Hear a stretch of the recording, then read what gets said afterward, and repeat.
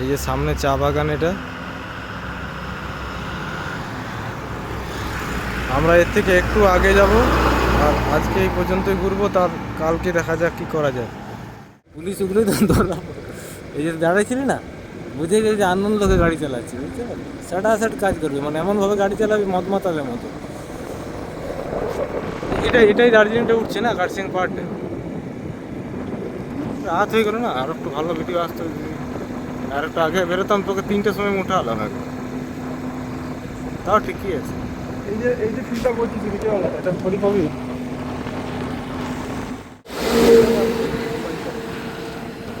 একটা ভিডিও হয়নি?